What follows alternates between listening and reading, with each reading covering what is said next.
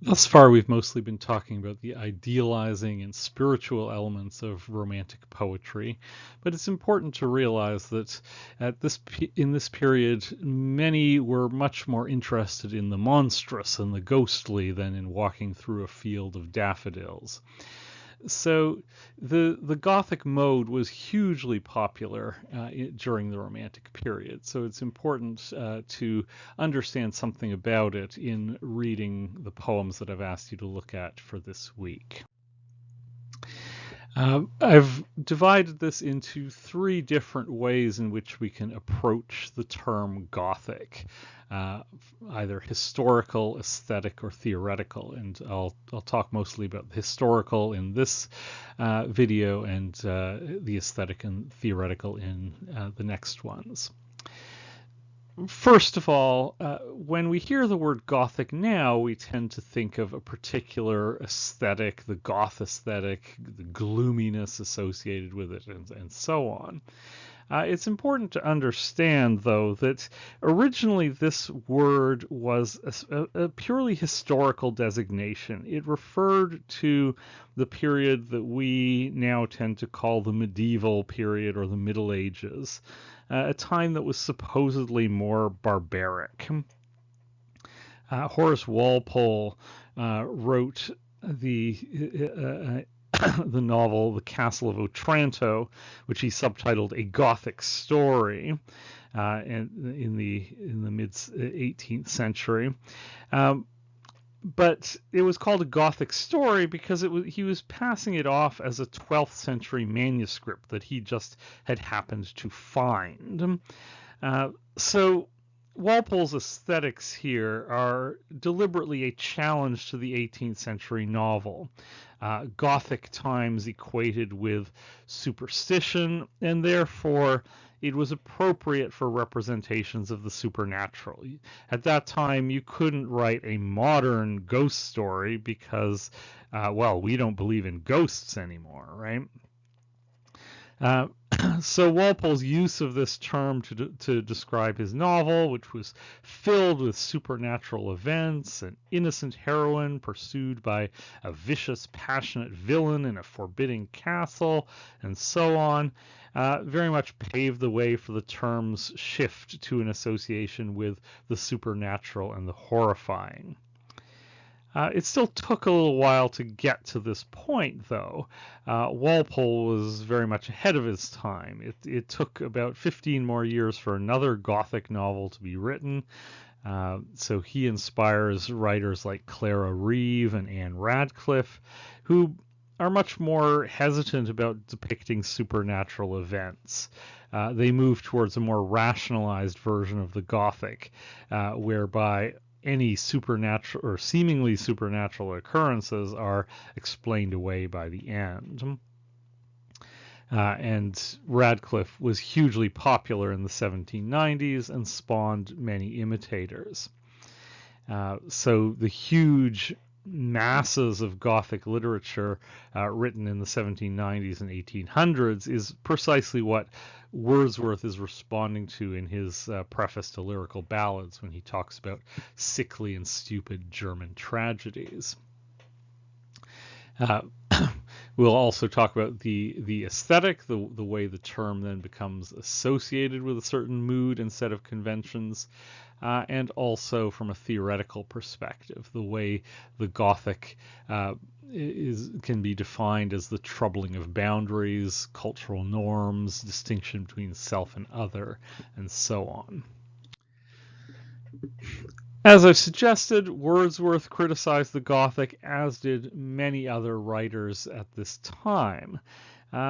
Criticism of the Gothic tended to hit on four major points.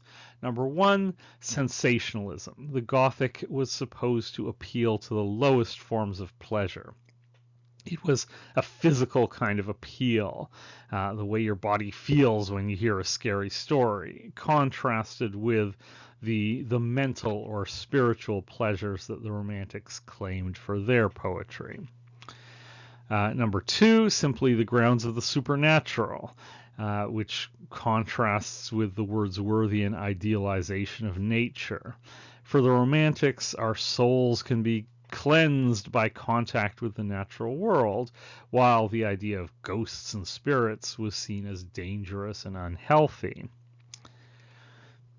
Number 3, morally deficient. The characters in Gothic novels were accused of being neither believable nor admirable. They were poor examples of behavior, and evil was not always adequately punished.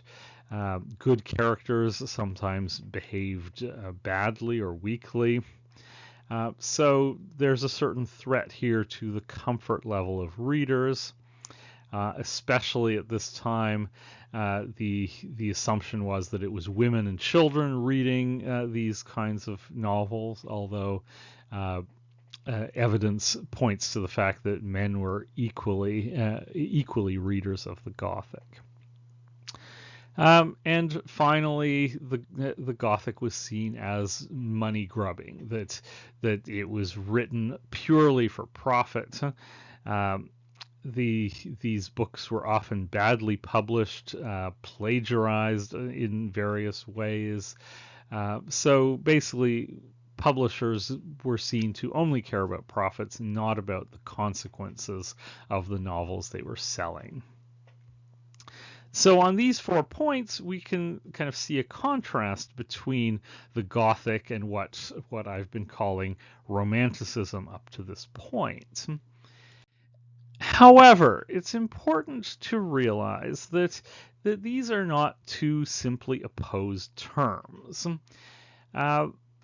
So on each point, we can see where the line of differentiation between Gothic and Romantic, which the Romantic poets themselves often tried to construct, is in fact blurred in various ways. So, for example, on point number 1, the idea of sensationalism, what exactly is the line between representing passions and exploiting them? For example, we'll be looking at Coleridge's Rime of the Ancient Mariner, in which he uses the supernatural to make a spiritual point and a moral point. So what is to say that Gothic novels weren't doing something similar, showing us human passions to teach us about them rather than to exploit them? Number 2, what exactly is the line between supernaturalism and spirituality? Wordsworth talks about nature in a very spiritual way, but in a way that is very similar to the way in which Gothic writers treat ghosts. The representation of the crag and the prelude that is rearing its head at the young Wordsworth and awing him into a recognition of his wrongdoing. That's a very Gothic moment. Moreover, as we've already seen, Romantic poets were quite fascinated by death. And seeking to understand and make meaning out of it, just as Gothic novels do, just in different ways.